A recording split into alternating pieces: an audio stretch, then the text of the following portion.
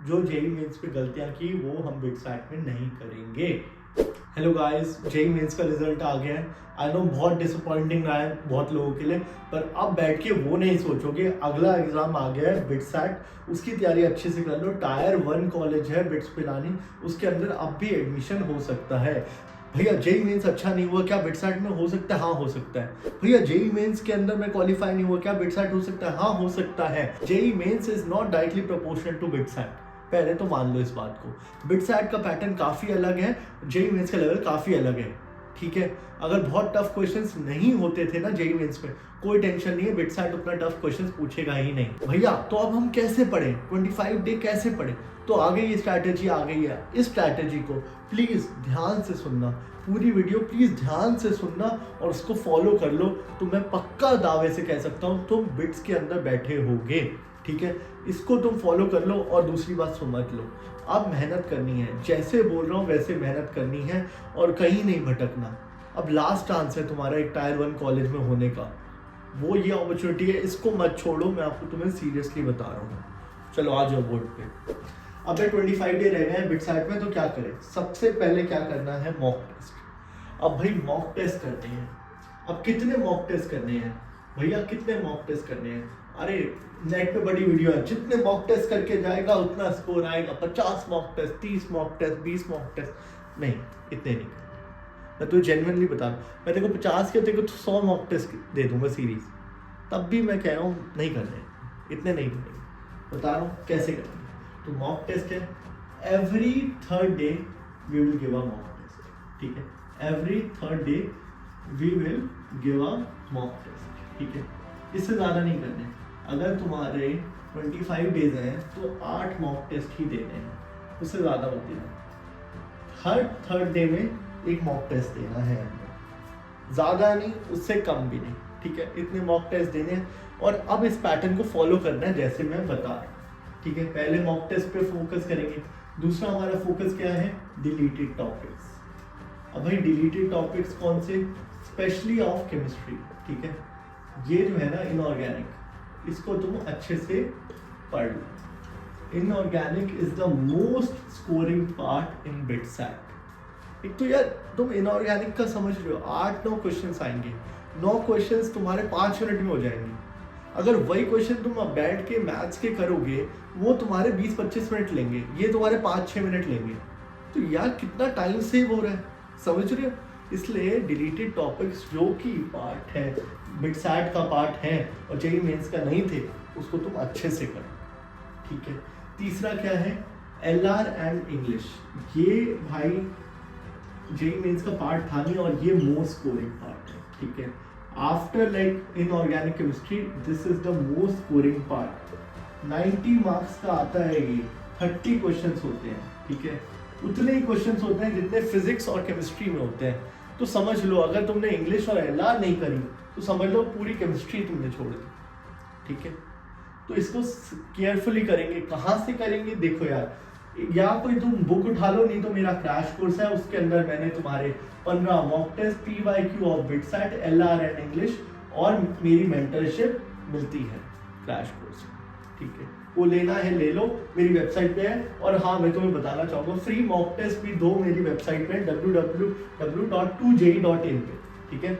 2je.in पर मेरे 2 free mock test हैं, अगर देने हैं वहाँ पे दे सकते हो आप, ठीक है। अब क्या हो गया, मॉक टेस्ट देने, डिलीटेड टॉपिक्स करने, LR एंड इंग्लिश।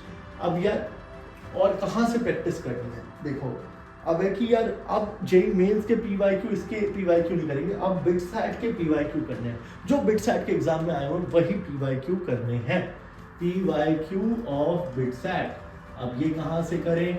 या मेरे क्रैश कोर्स में मैंने इंक्लूडिंग कर रखे हैं, नहीं तो कोई बुक पकड़ लो, जोन से भी कोई रिसोर्स मिलता है वहाँ से कर लो, मेरा क्रैश कोर्स नहीं लेना तो भी, ठीक है। अब बच्चों का मेरे को सबसे इम्पोर्टेंट जो बात करनी है कि क्या शेड्यूल रहेगा, पूरा दिन का शेड्यूल क्या रहेगा। पहले तो 2 दिन में डिवाइड होता है, every 3rd day we have to give a mock. अब कैसे देंगे, ठीक है। अब मॉक वाला दिन है, सुबह है, ठीक है, मॉक दिया हम, मॉक डे है ये, जहाँ पे तुम मॉक डे दोगे, सुबह उठे 9 से 12 में मॉक दिया, ठीक है, मॉक टेस्ट दिया। उसके बाद भाई थक तो जाओगे, थक जाओगे ना। अरे पता है मुझे, तुम बड़े थक जाते हो, तुम्हें इंस्टा है, बड़ी चीजें हैं, तुम थक जाओगे। तो मान लो तुमने 1.5 घंटे का ब्रेक ले लिया, ठीक है, ले लो, कोई नहीं, सांस ले लो। 3 घंटे का मॉक दे के बैठे हो तो सांस लेनी है और 1 गो में एग्जाम करना है, ठीक है। ये नहीं है मॉक को तुम छोड़ रहे हो, आराम से कंसंट्रेट होकर अब बैठना है। बोल देना मम्मी को, भाई अब रोटी वोटी मैंने खा लिया, प्लीज मेरे को डिस्टर्ब मत कर, ठीक है। अब क्या करोगे, अपना मॉक डे 9 से 5 में दिया, 1.5 घंटे का आराम दिया, उसके जस्ट बाद क्या करोगे तुम, उसके जस्ट बाद तुम उसको एनालाइज करोगे, एनालिसिस ऑफ मॉक। ये इतना इंपॉर्टेंट है ना, बच्चे इसको बस मॉक देते रहते हैं, एनालाइज करते ही नहीं है, उन तब नहीं होगा भाई बिट्स, तब कोई एग्जाम नहीं होता। मैं बता रहा हूँ जेईई मेंस में जिन बच्चों का कम आए हैं, मैं इतने पूरा इवैल्यूएट कर रहा हूँ क्यों कम आए हैं, ज़्यादातर जिन्होंने मॉक भी दिए हैं, क्योंकि यहाँ कम है एनालिसिस ऑफ मॉक। मैं अगली पूरी वीडियो बना रहा हूँ जिसमें कैसे एनालाइज करना है मॉक को, बट अभी सुन लो।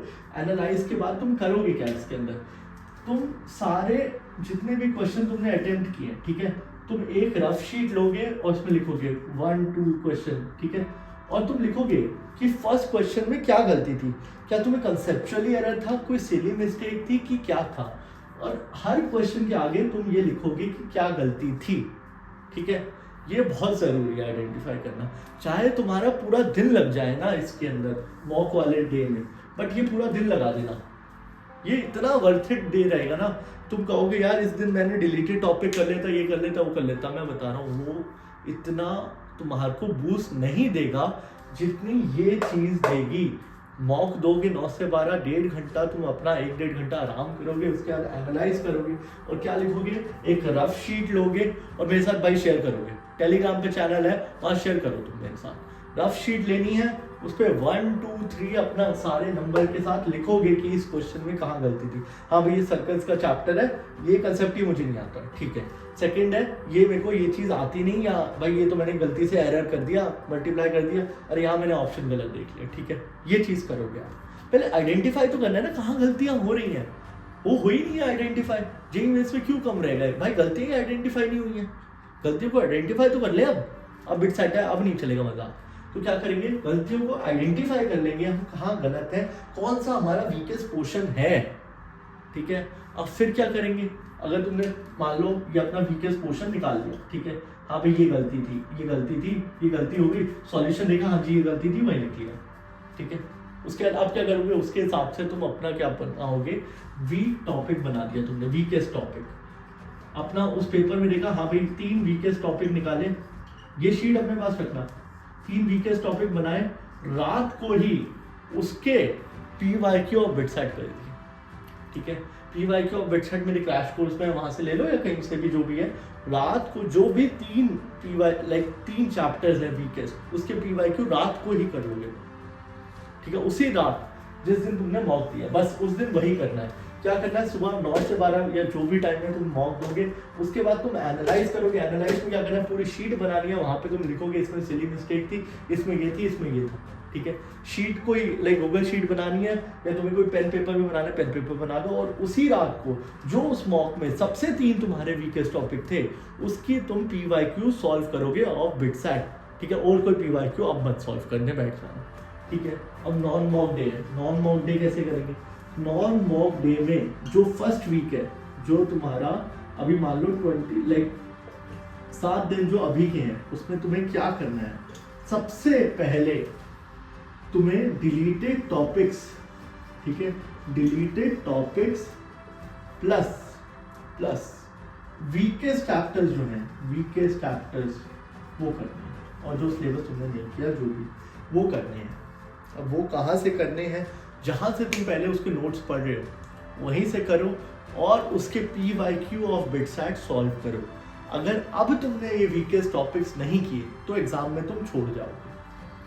अब क्योंकि जैसे एग्जाम क्लोज आएगा उतनी बैंड बजेगी तुम्हारी, तुम उसको छोड़ जाओगे, तो वो नहीं करना, ठीक है। और क्या करेंगे इसके साथ, इसके साथ हमें डेली, ठीक है, डेली 1 घंटा LR और इंग्लिश को देना है, ठीक है। LR और इंग्लिश को 1 घंटा डेली देंगे। अब बताओ भाई इंग्लिश और एलआर कहाँ से करना है। मेरे क्रैश कोर्स में है, मैं डेली वर्कशीट्स भी है उसके अंदर, वो करना चाहो ले आ रखा है, तो कोई टेंशन ही नहीं है। एलआर इंग्लिश वहीं से जिसने वहाँ से कर ली उसके 75 मार्क्स आने, वो गारंटीड है भाई। जो मैंने मटेरियल दे दिया मेरे को पता है उन बच्चों के आने हैं, तो वो कोई टेंशन नहीं। अगर तुमने नहीं ले रखा तो तुम कोई भी रिसोर्स पकड़ लो और एलआर एंड इंग्लिश डेली 1 घंटा करोगे, बिकॉज वो तेरा रैंक बनाएगा। अगर तेरे मान ले एलआर इंग्लिश में 90 में से 75 आ गए तो 5 पीसीएम में कम नंबर ला के तेरा बिटसाइट में एडमिशन हो जाएगा ना भाई। जेईई मेंस के अंदर 85% आया, बिटसाइट में हो सकता है ना। अगर तूने सही से एलआर और इंग्लिश के अंदर 75 मार्क्स ले आया, फिजिक्स पीसीएम में तीनों में 50 ले आया, तो हो गया तेरा। तो 225 पे तो मिल जाएगा बिटसाइट। उसके अंदर बिट्स पिलाने के अंदर 80 सेंट्री तो मिल ही जाएगी। मतलब कहाँ भाई तू अपना बैठ के पता नहीं कौन सा कॉलेज जो टायर 3 टायर 4 कॉलेज है वहां बैठेगा, उससे बेटर तो यहाँ बैठ जाएगा। तो इंग्लिश और एलआर को केयरफुली करियो, ठीक है। तो अब मैंने तुम्हें ये बता दिया कि तुम्हें अपना रोड मैप क्या करना है, ठीक है। ये जो अब जितने पहले 7 दिन हैं अभी के, उसके अंदर क्या करना है, every 3rd day you have to give a mock, ठीक है। Every 3rd day you will give a mock, और उसी दिन, ये नहीं है तुम रात को बैठ के एनालाइज कर रहे हो, जैसे ही तुमने ब्रेक लिया उसके जस्ट बाद तुम बैठ के एनालाइज करोगे। ये बात तो पक्की है। जितना लंबा ब्रेक लोगे उतना तुम भूलते जाओगे एग्जाम में क्या सोचा था मैंने, और वो नहीं चलेगा, ठीक है।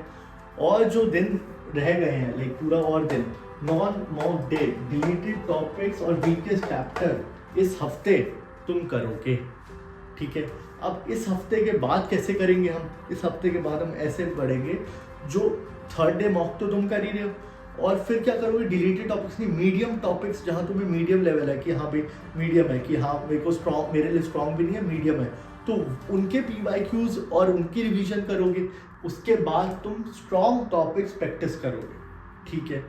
अब तुम्हें रोड मैप मिल गया है, कोई टेंशन नहीं है। कोई भी डाउट है मेरे टेलीग्राम पे आ जाओ, बात कर लेंगे। क्रैश कोर्स जिसको लेना है नीचे लिंक दिया हुआ है, वहाँ पे तुम ले सकते हो। और भाई अब ध्यान से पढ़ लो, जो जेईई मेंस पे गलतियाँ की वो हम बिटसैट में नहीं करेंगे, ठीक है गाइस। चलो बाय बाय।